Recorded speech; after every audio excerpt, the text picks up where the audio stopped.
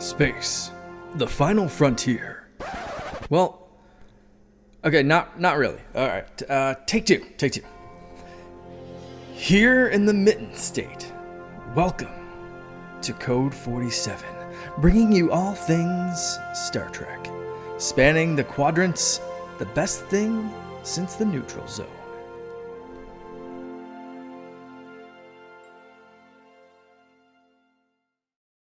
Ladies and gentlemen, back again with the Secret Friends Unite podcasting network, bringing you Code 47. This is episode 74.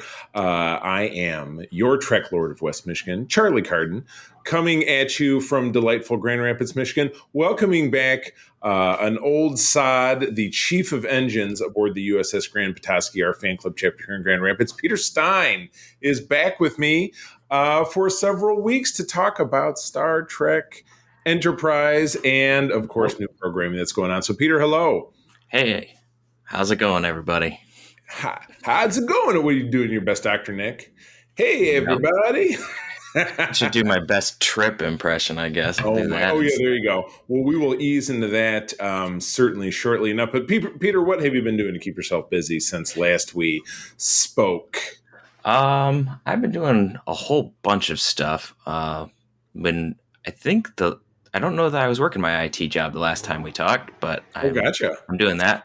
So my role as chief of engines in the fan club, and now I'm working on computers. There you go. Look at that.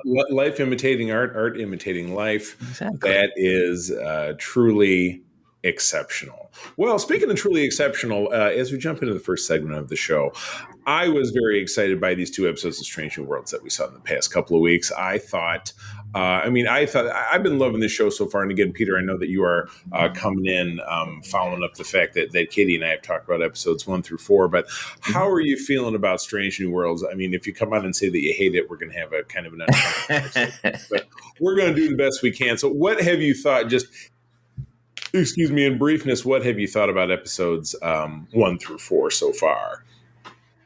I actually have been quite enjoying Strange New Worlds. Thank God. So I know that I had some fairly negative things to say about Picard, but I really like Strange New Worlds. Well, good. Yeah, we were not at all fans of season 2 of Picard on this show at all. It was everything but the kitchen sink. It's throwing spaghetti against the wall and seeing what sticks. And in the final analysis, nothing really did. But we don't want to rehash old ground. No, we don't need to go over that. But I quite enjoyed. I've quite enjoyed Strange New Worlds so far. I do, and I thought and like I said, I felt like these two episodes that we saw in the past couple of weeks were pretty exceptional in themselves. Yeah, I'll take episode 5, and then you jump in and you can read the summary of episode 6. So episode 5 was called Spock Amok. Amok time? I don't know. Yeah, is amok or amok? I don't know. How do you say it? It's amok in the original series, but they're going for amok, like disaster. It was. I mean, the description of the episode, it's a comedy of manners when Spock has a personal visit in the middle of Spock and Captain Pike's crucial negotiations with an unusual alien species. So this was our first kind of dyed-in-the-wool stab at a comedic episode. So we've got, just kicking it off, we've got, a very typical, we're going to a starbase. We got some negotiations going on. The crew is on leave. And so we're getting a little bit of interplay with that as well. It really turns out that Spock is having a visit from his lady friend T'Pring. Now, again, you and I have talked TOS. I'm not the biggest fan in the world, but there were some things about Vulcan culture in general that were set up as pretty specific. Like, they mate once every 7 years, and I was always left with the impression that, with the exception of that 7-year window, they pretty much were sexless. They didn't date. They didn't do anything at all. It was just every 7 years they've got the drive to mate. Now, I mean, there's exceptions like Sarek with Amanda. But, right. I mean, maybe this is kind of expanding that definition of, perhaps Ponfar is once every 7 years that they're truly mating as far as reproducing, but it doesn't necessarily mean that they don't engage in a romantic, that they don't have a sex life. I don't know. I guess I was potentially left with that impression from everything that we saw, with Spock, and then a lot of it was played out with Tuvok, kind of here and there for laughs, or Torek in season 3 of Voyager. He was the young Vulcan engineer who was going through Ponfar, and he wanted to mate with B'Elanna, and unfortunately, the joining kind of gave her Ponfar, and then it was a whole thing at the end. So yeah, I was kind of left with that, but again, that kind of speaks to the mystique of the extreme privateness of Vulcan culture in general, that even though it's a fictional species, somehow we don't know everything about it. They're kind of keeping that secret. But anyway, yeah, that was they pulled a Freaky Friday out of this deal through a Ponfar between Spock and T'Pring, his intended. They ended up having to make a switch, and so he was had to take over her job, and her job is she is a how would you really describe what she does? She's a rehabilitation officer. Right. So she had an important meeting at the same starbase. And this all takes place on. Was this the one that took place on Starbase 1, or was that this? They said it's Starbase 1. It looked to me like Jupiter Station. Okay, gotcha. I love what they've done, and again, we got a big touch of that in the first episode of Starbase 1, which was also in Discovery, was pummeled by the Klingons. So they even made mention in this episode about how they're rebuilding and refurbing it. But this gives a beautiful opportunity because they have these biomes, these kind of biodomes within the Starbase 1 that gives them the crew, a beautiful chance to do location shoots. Of course, this is all shot in and around the Toronto area, so a lot of kind of rural Ontario that they're going out to the beautiful lake setting and all this different stuff, which I really enjoyed. And they put that to use more than once, but yeah, this entire episode was again, it was a Strange New World's first kind of stab at a comedic take, which I liked. I really dug it. What were your thoughts? I generally liked it. Because I'm a big TOS fan, I really liked the teaser at the beginning where Spock had to fight himself. Right, because they pulled out the old arena. They pulled out the old Amok Time music. Right, the Lurpas all were the same, and the goofy like bell stuff, and it was just it was a good visual update, but you could tell what it was, and I quite liked that. I also really liked the aliens that they were trying to negotiate with, just to touch on something else. Yeah. Because you're sitting there going, what are these guys up to? Because first time you see them, they're arguing with the best of the Tellarites. Then they're being, reasonable with the humans. And then they're being logical with the Vulcans. And everyone's sitting there going I don't know what's going on. And then Pike ends up having to be sarcastic. And that's what. Right. Which is there a more defining trait of humanity than sarcasm? Oh my God, we could have already stumbled onto an early contender for the name of the episode. I'm going to have to scroll to the bottom, but no, please continue. Yeah. So I really liked the whole negotiation thing. I think they did a really good job with that. I myself am still a little hesitant about the whole redefining how Vulcan stuff works. Right. I understand. But that's me. But I think that they did a better job in this one with more of the finger touching and stuff, because they didn't really touch on that earlier, so to speak. Yeah. Right. So I like seeing that come back into it. So it wasn't as much of a let's just get in the sack. It was a let's understand each other, which always struck me as more what Vulcans were about in a relationship. Very contemplative with their meditation, and it's very deliberate. I mean, when you're mating once every 7 years, it seems like it would lend itself to the propensity to really think things out a little bit more. So that makes sense. And I think you mentioned something that I have really embraced, and I know that of the social media community out there. And always please hit us up at Secret Friends U, or myself personally at the C3 on Twitter with contrasting thoughts. But I know that it's difficult for some of these kind of heritage fans really dug in the wool to understand, and I've talked about this both here on this program and certainly over on Secret Friends, about the updating of all things within this, the uniforms, the ships, the this, the that. And then just to let your mind's eye imagine forward that that's what things continue to look like. Because again, modern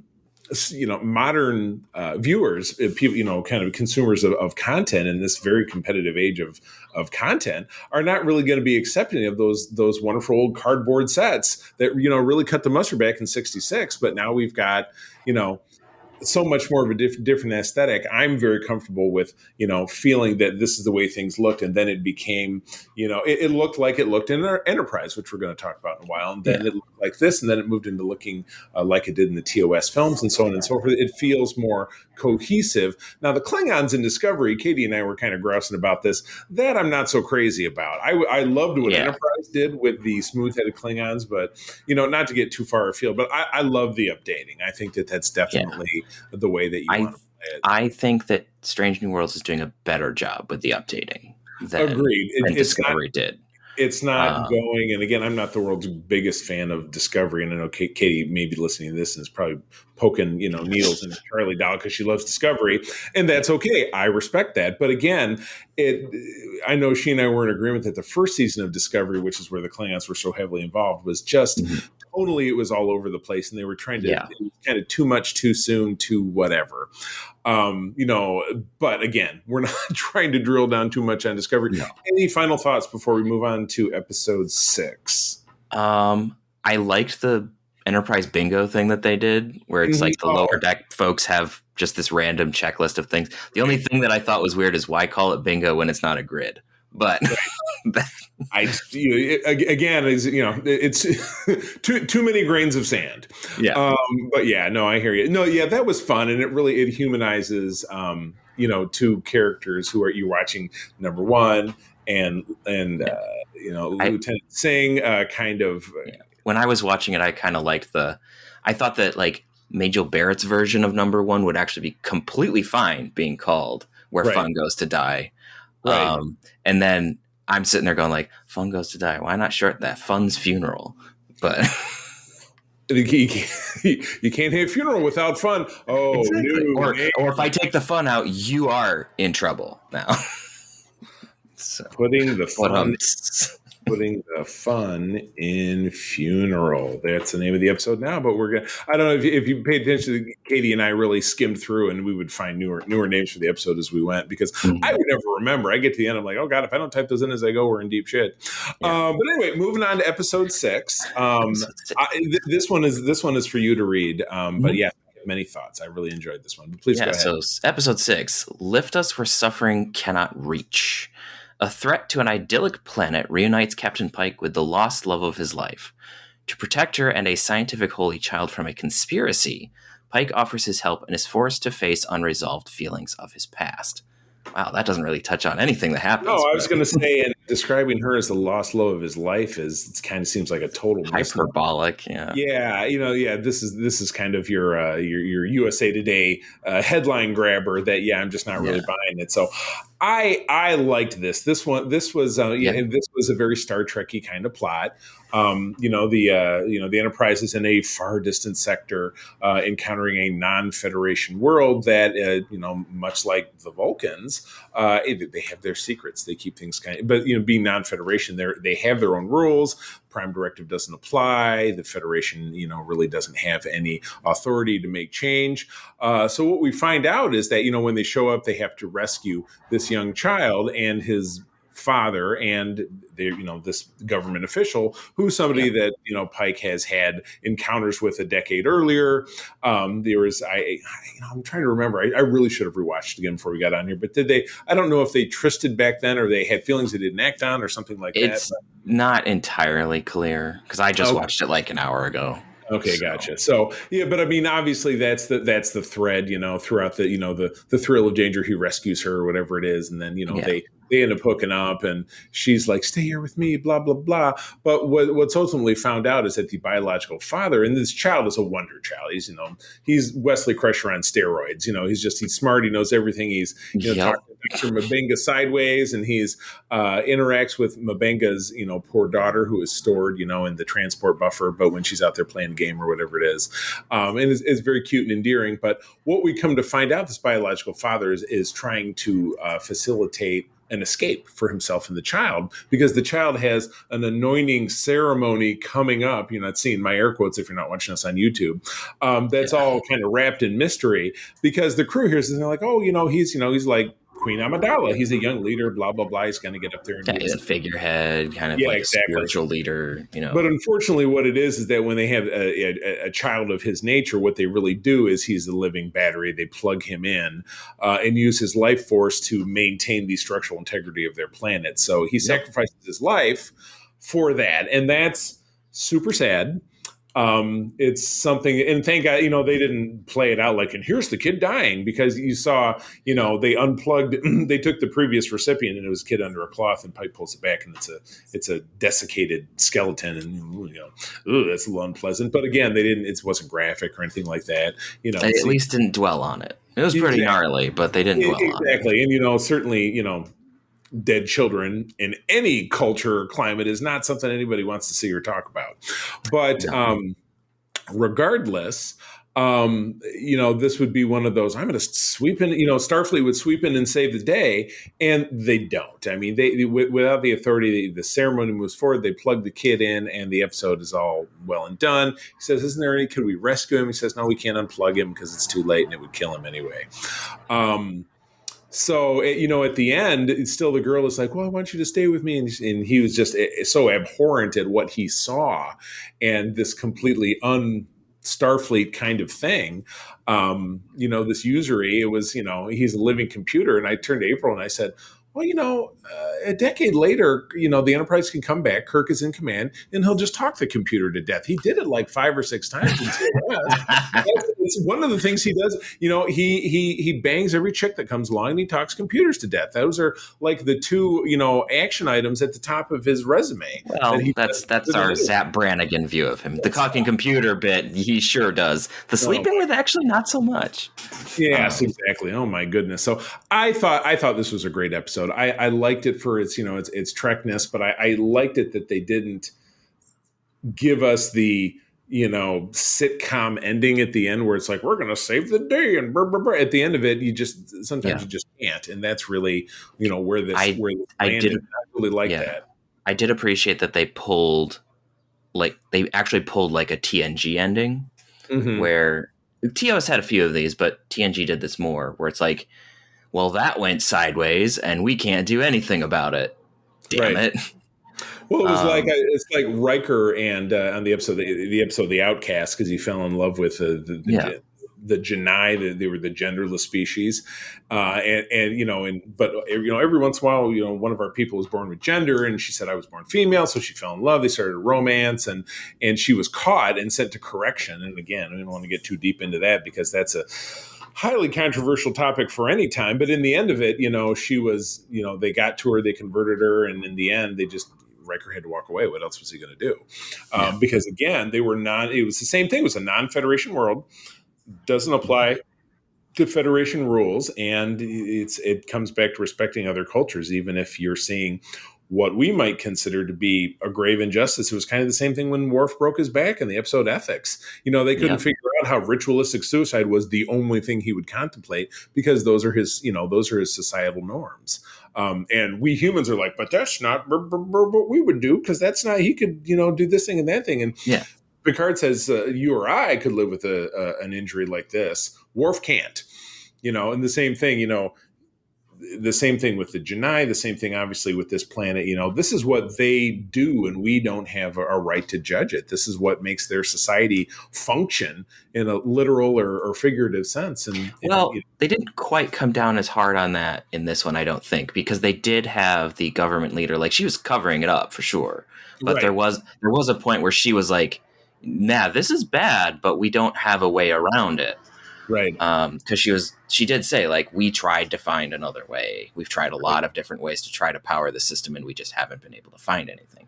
So, like, they are trying, but as they keep hinting throughout the episode, their technology is so far beyond the Federation that the Federation can't really help them to solve that issue.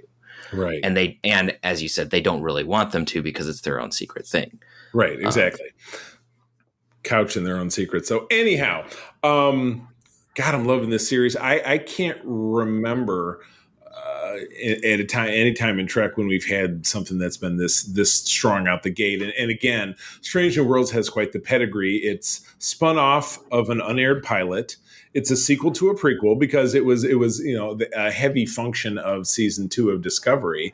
So it's spun off from that, but still a prequel of TOS. So again, it has all of these. I think it has all of these factors like a stew working for it that is really cooked together to create something that has been lacking from New Trek as a whole, because again, Picard has had his moments, Discovery's had its moments. Lower Decks is something totally different, which I've had a variety of different feelings about. You and I were just talking this morning when Strange New Worlds comes to an end, which is just going to be in a few weeks from now. I get a very strong feeling that Lower Decks is going to be the next thing that we're going to be taking on. I think so, probably. Because again, when April and I were in Mission Chicago, they had the cast up there. They showed some footage, so it seems like that would be the next thing that they have ready, or that at the very least having Prodigy come back, because that's been probably in the can for quite some time now, and they're going to finish their probably 20 episode first season, and then we've seen 10. So anyway, the speculation will ramble on limitlessly. But anyway, moving on, it's time for us to start a new show. And we're going to start a new show this time with a song sung by Peter. Go ahead. It's been a long road getting from there to here. All right. It's been a long time. Okay, we're done. Don't give them too much. Always, first rule of show business, always keep them wanting for more. That's right. We're getting into season 2 of Enterprise. And I don't know, Peter, did we do season 1 together? We did not. Okay. Because I know that, this show, admittedly, we're up to episode 74. I've had a variety of second chair co-hosts. I've been the person who's been on. They haven't done one of these without me because it's my show. But I've my original intention when I started this show with Alex, who's my original co-host, was to basically touch every episode of Star Trek at some point between now and the time that we aren't doing the show anymore, which hopefully will be never. I mean, I'm sure we'll never run out of material, but I hope so. But I did season 1 of Enterprise with somebody else. I would have to go back through my archives and look and see because it's not coming to my memory. But regardless, so we're into Enterprise now. This was the first. They did. Season 1 was a full season. That was season 1 was 01. Season 1 of Voyager, I think, was shorter, right? As with and with DS9, because they both started in January of their respective years. So they started where this start. I remember where this started in September 01. So this was September of 02. And it's picking up with the cliffhanger. So we're going to talk about the first 7 episodes, and I will take the first one. So the cliffhanger, Shockwave, Part 2.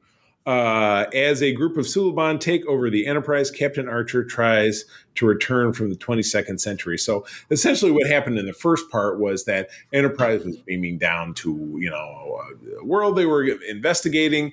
And we found out that the Suliban, who was their nemesis, had planted some kind of, device on the bottom of the shuttle pod that ignited the atmosphere and wiped out the colony, and all in an effort to get Enterprise's mission canceled, which ended up happening. So when Enterprise was on its way back to Earth, that's when Daniel shows up. He's a time traveler from the future. He says, "This is not supposed to be happening. Blah, blah, blah. You got to come back with me to the future." And he's from the 29th century. Yeah. There you go. Pulls him back there again. I'm riffing off my memory. So great preparedness, I know.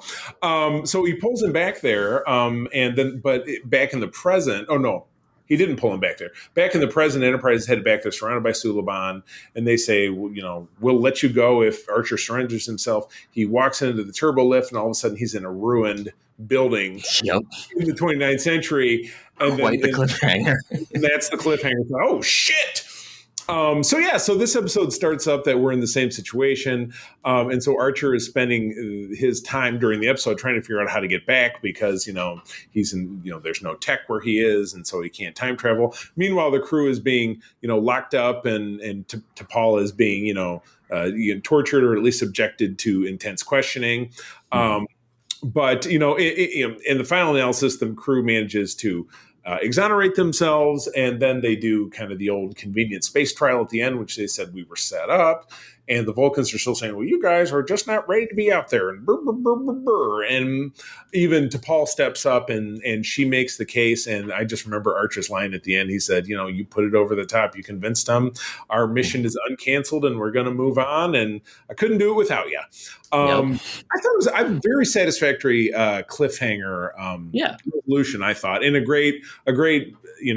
first first episode of the second season. Which again, I think it strengthened the bonds between T'Pol and Archer, because that's, I think the strongest relationship in this series, which really reflects him, because he's it was funny. I remember when the first episode of the first season aired, my dad had watched it and says, yeah, I caught that first episode of that new Star Trek show. The captain's quite a cowboy, because he's kind of pew, pew, pew. But he's a little racist, doesn't like the Vulcans very much. But he's got reason for it. He's got personal family reason for it, but you'll start to see that in his own life and his own experiences. He's starting to soften on that, and I appreciate that very much. So I thought it was good. What did you think? I quite liked this one too.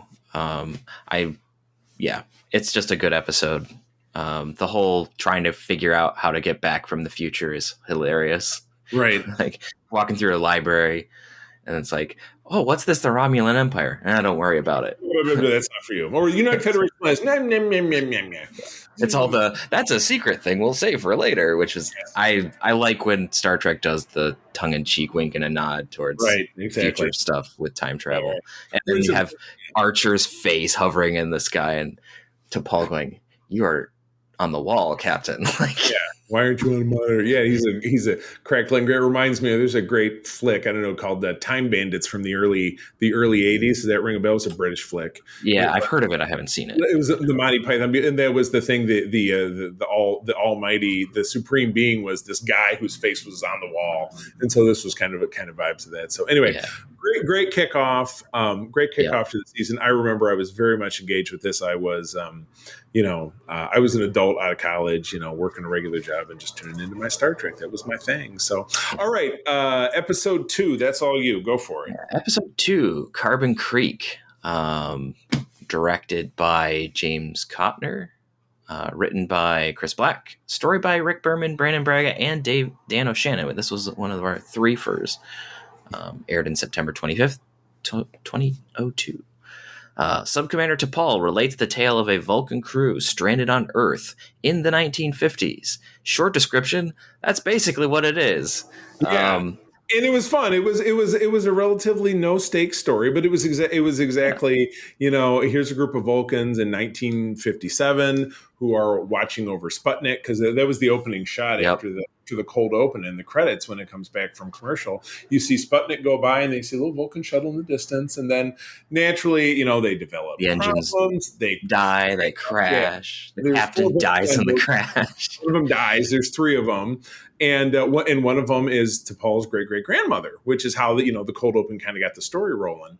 And it was really cool. Yeah, they're in this little mining town. It's a Billy Joel song. It's Allentown, and it's explorative of how it was 2 male Vulcans and her, and how they interplay with the characters in that. And it was great. Again, it was a no stakes kind of story, because nothing was gonna affect anything. And it was kind of like the Voyager episode 1159, which had to do with Janeway's ancestor, who was not an astronaut, which Janeway was like, oh, my ancestor was an astronaut. And they found out through watching the story that she just was not. She was just kind of a washed up whatever. But it had to do with how she, met a dude named Henry Janeway, who owned a bookstore, and then it started the whole Janeway line. And this was pretty cool, because at the end of it, one of the Vulcans decides to stay when the rescue party comes. And so, there was a Vulcan roaming around Earth for another 100 years or so. Really, technically, could have still... No, he wouldn't have still been there, because 200 years. He theoretically could still have been alive at first contact. It would have been a little rough, but he could have. Yeah, he could. Yeah, for all he could have snuck back on board and he's back on Vulcan for all we know. Yeah, but it could have been top. How the Vulcans like their secrets. But no, it was it was a fun story. Again, no stakes, but again, after the seriousness of the 2-parter that preceded it, you can certainly see how Trek needs to lighten the load a little every once in a while. And then we're headed into some pretty serious episodes after this. So but Carbon Creek definitely had some fun stuff with a lot of character moments, and just also some goofy pop culture references, like saying one of the Vulcans looked like Mo, Three Stooges. That was good.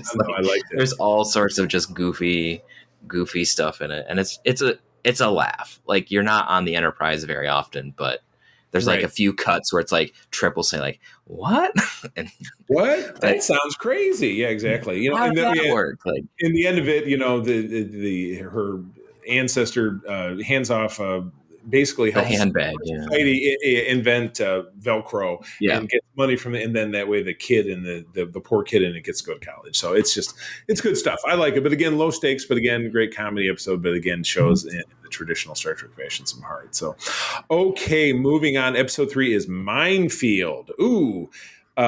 This was directed by James Contner. Now he seems to be directed a couple. First episode, The Shockwave, was actually written by Berman and Braga, so it was kind of the royalty kind of coming in to write a strong episode. But this was written by James Shaban, who is, again, it's not a name I'm familiar with. Don't know that he stayed with the series. From October of 2002, Enterprise snags a cloaked mine, and Lieutenant Reed and Captain Archer race to disable it during a first contact with the Romulan Star Empire.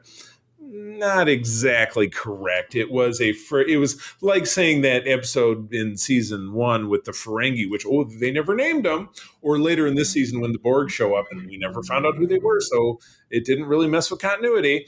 Because what we do come to find out from TOS is that even the Romulan War, which went on for 3 or 4 years, not long after the conclusion of this series, they never saw each other face to face. Which they kept to in this. They did, and even with later in the series, when in the episode where we're introduced to the Enar, the offshoot of the Romulans. In that one they let the audience see the Romulans, but exactly, but no one ever actually sees. And even in that one, let the audience see the what the hell is the Remans? The Remans. Yes, you saw one. But anyway, we don't want to get too deep in the weeds on this one. But anyhow. I dug this. They're going down to a planet. They run into a mine. It blows off a chunk of the forward hull, and then Reed has to go out there, but he gets pinned because as he's disarming this thing, a defensive mechanism shoots through his leg, and then the captain goes out to save him, and you get a lot of interplay between the two of them because Lieutenant Reed is such a sullen and withdrawn character, and you see the captain trying to draw him out. It's kind of shades of Janeway and 7 of 9 in a way, like, we're all a family here, be a part of something. He's like, well, like he's trying to talk to him about football, soccer. And Reed's like, well, I don't really follow sports, sir. And he's like, oh, what the hell am I going to talk to him about? It's just, he's trying to find some kind of common ground. Reed keeps like shutting everything down. I'm like, I don't do that. I don't do that. With the breakfast in the captain's mess, which actually plays into, the next episode as well, with a different crew member. But obviously at the end of it, he's able to save Lieutenant Reed through, they detach the hull plating, and then they have shuttle bay doors, and it saves the explosion, and they manage to limp off, and it leads us into the next episode. So it's a two-parter. But the two-parter is going to be yours to talk about. But anyway, your other thoughts about this episode before we keep on trucking into the next one? I thought it was fine. The only thing that I had a slight timeline quibble with was figuring out Romulan language really fast, only because then there's like the connection between it has Vulcan roots and that sort of thing. So it was one of those right? I mean, and they do that with Uhura. No, I don't mind Hoshi figuring it out. It's more of it's more of the because we have TOS and there's the big shock of they look like Vulcans. It was that was more the like. All seems to be like, no, they're the Romulans, and she doesn't really seem to act like, well, we know they're actually us, or why would it be a secret? Because even in Balance of Terror in TOS, when that first Romulan, played by Mark Leonard, who also plays Spock's father in season 2 of that show, even Spock does the eyebrow raise like, what? I mean, was he faking it? Do the Vulcans know? I mean, because otherwise, the implication, the implication is that your general Vulcan doesn't know, but maybe the higher, but like in season 4, it looks like the Vulcan High Command knows. Or at least some of them do. So like some people know, but a lot don't. You have that whole 3-parter with the Kirshara, the Kirshara, and you're right. So I never really thought about it that way. So it's kind of like obviously it's like Area 51, right? It's Area 51 unreal? Are there alien spacecraft there? So yeah, does the Vulcan High Command know all about Romulans, know the whole deal? But the Vulcan High Command gets disbanded following that Kirshari episode. Sorry about spoilers for not only an episode from 20 years ago, but something we'll talk about on this show down the road. Yep. When the Vulcan High Command gets disbanded, do some of their secrets go down with them? Is it like the KGB? Do some of their secrets disappear as well? Which is why Quite a possible. Vulcan of Spock's generation and someone who's in Starfleet would know anything about it. Yeah. That's I never really thought about it that way. It's compelling. I like it. Yeah. I like it. But anyway, moving on to episode 4. Go ahead, please. Episode 4, Dead Stop. Written by Mike Sussman and Phyllis Strong. Directed by the wonderful Roxanne Dawson. Ooh, yes, Lana Torres. Yeah. And aired in October 9th of 2002. So, heavily damaged by the previously mentioned Romulan mine, Enterprise is repaired by an unmanned, automated, sentient alien repair station. It's a great thing they happen by that in space. Yeah. kind of super convenient, but yeah. You know what? I'm doing all the talking here. You go first. Yeah. So this one, you have Enterprise. They meet somebody and they say, "Hey, there's a repair station over here." And so Enterprise goes to check it out, and they're like, "Oh, it's too small." And right. What is this thing out in the middle of nowhere? And it reconfigures itself to fit the ship. And they're like, "Oh, cool." And then the atmosphere is redone, and so they go over. And they find out, oh, we can get the ship repaired, and all we need to do is drop off some deuterium. Cool. And so they have like shore leave on the station because you can't keep people in, places that are exposed to vacuum while the ship is being repaired. Are you sure? Okay. Yeah, it's generally not a good idea. So they have people coming on the ship, on the station, and we get to see replicators because on Enterprise we don't have replicators. We have a chef and some basic food synthesizers. But then all of a sudden something goes wrong and Travis is dead.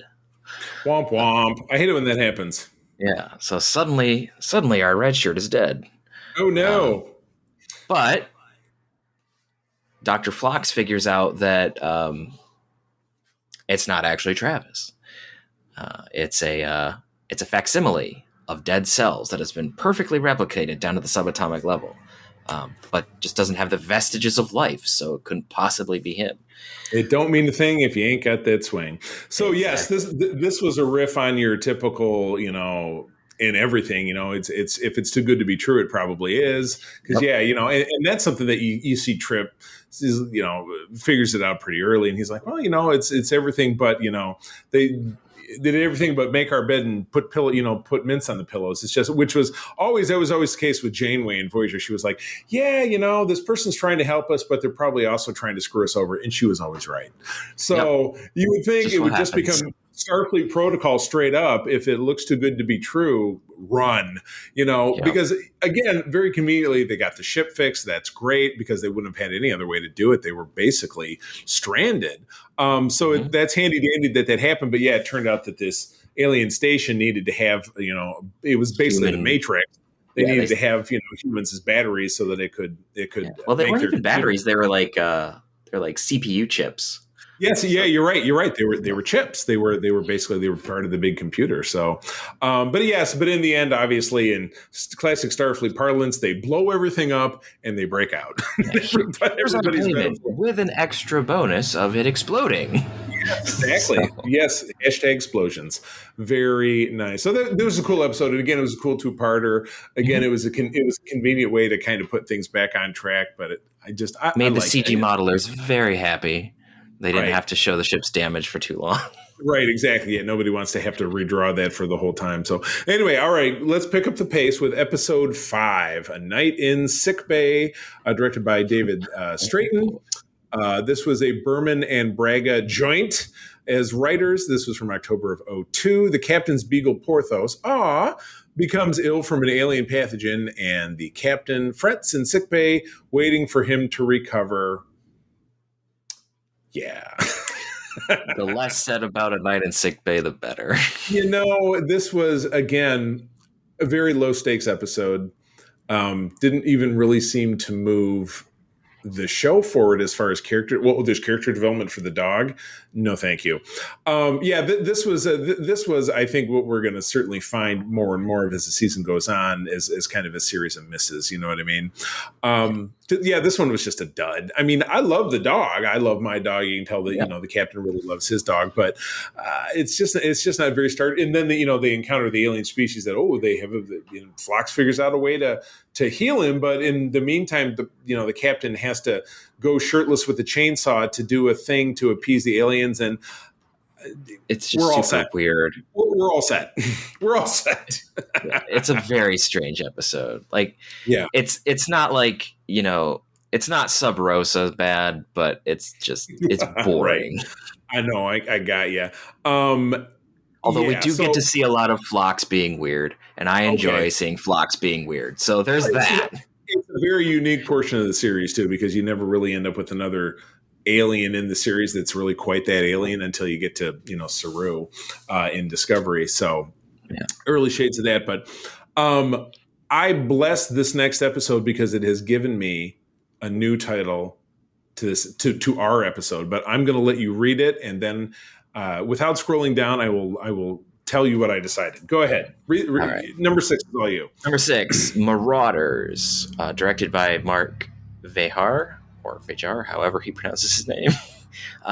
Written by, teleplay by David Wilcox, story by Rick Berman and Brandon Braga, aired October 30th of 2002. Captain Archer barters for deuterium from a mining colony plagued by Klingon marauders, who are also seeking deuterium. Wow, the Klingons causing problems on another planet. What? Oh, you got to be kidding me. All right, I'm jumping in with what I've named our episode because this is a plot line mirroring the 4th or 5th episode in the first season of The Mandalorian. This is a pre-Mando ripoff. That's right. This is a storyline of the peaceful villagers, and our people come along, and they're being plagued by an outside menace, and our people are going to help them overcome the outside menace, and then their lives will be better. Yep. It's been done time and again. What do we see? We probably saw Seven. We probably ended up. Yeah, we probably ended up seeing it in other Star Trek. Other Star Treks, I'm just not thinking of it. I'm sure we saw it in. I think there was an episode of Firefly that they did the same thing. It's just it's troporific, and I don't know that our people did it any better with this. At least they didn't chalk in a terrible romance, which they could have with the little kid and the little kid who had the mom who was a widower, and he glommed on. So they could have. They almost did it, but they didn't. Yeah, but I mean, they did it in Mando, and they've done it in other stuff. So I'm just like, this was very it was super generic to me. And again, it's Berman and Braga, so they kind of got 2 duds in a row. As far as I'm concerned, because, you see them coming back and you got the 2 guys that created the show. These are people who probably they created these characters. They understand these characters. They know how to structure a Star Trek story, and they just didn't. They just gave us kind of something run. It was very much felt like early in TNG when they were just like, let's recycle the plot line of the Naked Now or the Naked Time and make it the Naked Now, or let's take these scripts from the unproduced Star Trek 2 and redid it, which they did with The Child in season 2, the season opener of TNG. So this was Dudsville. I don't really have a ton more to say about it. It wasn't awful, but it wasn't great. It was just kind of there. Like if it comes on the TV and I'm like, oh look, Enterprise, I'll watch it. Like it's not like I'm gonna go like and turn it off. It's not one of those. Yeah, it's not Sub Rosa. Imaginary Friend, and TNG or that. Or Night Terrors with Troy and the floating, that one's not great. I'm having a dream and it's green and I'm in the clouds. This is not good stuff. Yeah, I know like TNG is my whipping child for some of its really awful episodes, but there's some in a bunch of the other shows that I just won't watch. At this point, I won't watch Cat's Paw anymore. I tell you, once you and I get done with this and we move on to TOS season 3, those are going to be some short episodes, my friend, because we're going to be like, the episode of the empaths sucked. Moving on. Yeah, there's a bunch of rough ones in season 3. We'll get into that. But anyway, let's wrap this up talking about the 7th, which is funny because if you're watching did you watch The Boys over on Amazon Prime? Yeah, I actually finished up the most recent episode yesterday. That's their version of the Justice League is the 7. So fortunately, this doesn't really have that connotation. But No. this was me. So this is the 7th, directed by David Livingston, who is a heritage Star Trek director. Again, Berman and Braga. From November of 2002, T'Pol is reactivated by as a Vulcan intelligence agent, which I totally dug, reawakening a dark secret from her past. And this actually also gave us actor Bruce Davidson as a guest star. So he's a heritage actor who you've seen. He was Senator Kelly in the first X-Men movie. He's been in just absolutely everything. Just a great actor dude. But I'm struggling. I watched these a couple of weeks ago. I'm trying to remember. He was a surgically altered Vulcan. He went rogue, and they've been chasing him for 15 years or something. Yeah, and now he's him, and so the trail ran cold, and then all of a sudden they found him again. And she becomes as obsessed with bringing him to justice as like Kirk was in TOS with the dichronium cloud and the obsession. That's what I noticed between working with you and working with Katie is that you and I are so much more referential because we click with that, where she has such a global view that really helps me see things a bit differently, where you and I are just like, we're nerds and we're talking about this episode and that episode. But you know what? IDIC, my friend, you, her, me, we make one beautiful. I can wax philosophical if you want to, but I just like doing the nitpicks. No, that's okay. I can't wait we're going to have an episode, just looking at the schedule coming up later this year, where you, Katie, and I are going to be on, and we're going to tear apart the JJ films. That's going to be great. We have opinions. There's not going to be. I have notes. There's not going to be a lot of philosophy there. But anyway, back to this episode. Like I said, I'm kind of fuzzy on it. But she was an agent. He got away. He was a smuggler. And when they catch up with him, he's like, I don't do that anymore. I'm a good guy. I'm only hiring spent shell casings. And they chase him around. And I know when T'Pol goes on this mission, Archer goes with her, of course. And again, so it's another opportunity and character study between the two of them and developing their relationship. And then, poor Travis is along to pilot the ship. The guy just has nothing to do. Travis gets beat up a lot in this show. He really does. He's kind of the Geordie/Chief O'Brien of this show, just kind of getting his ass kicked a lot. But anyway, she's obsessed with chasing him to the point that she's creating dangerous situations and putting people in danger. And he's professing his innocence. And at one point, it looks like he is, and then she finally catches him, and it turns out that he was lying all along, which is not at all surprising. So what did you think about this? Did this advance things at all, or was this just another? I think what this episode actually did was it helped. It really helped Archer and T'Pol with their character dynamic, because it finally let T'Pol have something that she was not proud of necessarily and not clear on. And then Archer was able to hey, you don't have to go through with this. We need to look at this, objectively. Archer was able to kind of help her in the way that she normally sees herself as helping Archer. And so it kind of helps that character dynamic, I think. So I think for those characters, it worked out really well. It also gave us a little bit more of a flesh out of T'Pol, as she's not just a grumpy science officer who's forced to be on Enterprise. It's no, she did shit beforehand. Right. And she screwed up, and she's trying to make it right. And in a way that she's trying to do it, maybe she goes too far, which is very human. So yeah. Okay. So of the 7 episodes, do you think we're off to a good start for the season? Are we feeling good about it? Or are we feeling like it had a miss, with a night in sick bay. Right. But as a general overview, I think that the first part of season 2 of Enterprise was a pretty solid start. I agree. Yeah, we had the great cliffhanger. We had the nice 2-parter with the minefield and the dead stop. We had the nice comic relief of the Carbon Creek. Like you said, Marauders was okay, if tropish. And then the 7th was, it's okay. It's giving you hints that she's not just some stuffy science officer, that she has a little bit of a past, which is cool. And we learn a little bit more about that as the season goes on. So, well, good. Well, that wraps us up for this episode. Peter, again, welcome back. Great to have you. I'm kind of getting fired up about Enterprise. You and I are both cosplayers within the club. You got yourself one of the Enterprise jumpsuits. It's a little too big for you, so you're getting a smaller one and trading it over to me. I ordered some custom patches for us because of if you go to our website, the grandpetoskey.com, there's a lineage of the ship the ship name started out as an NX class back in the Romulan War. This is my Trek fan fiction. And so I had Joffrey, who is a member of our club, who does all of our graphics, design this up. So I'm excited to see that. And that's available on an Etsy store that I work on in Georgia. That I should list that in the show notes. I'm always really bad at that kind of stuff, but I'll do my best when I edit the show right when we're done. But Peter, with that, go ahead and take us out. All right. For more information about Starfleet International, please visit Grand Petoskey on Facebook, Instagram, and Twitter. Awesome. Well, friends, thank you as always for joining us. You can find me over on Twitter at the C3, spell it out. You can hear me blabbing and sharing memes and things of that nature. April and I, with Peter as one of our senior staff, actually do run the USS Grand Petoskey here in Western Michigan. We're a chapter of the International Star Trek Fan Club, where we like to do Comic-Con shows and raise money for the Make-A-Wish Foundation of Michigan. Peter, where can people find you out there on socials? Well, if you want to find me, I am Petrus Aquinas on Twitter. I sometimes show up on Twitch. I'm in a Star Trek Adventures game on there right now.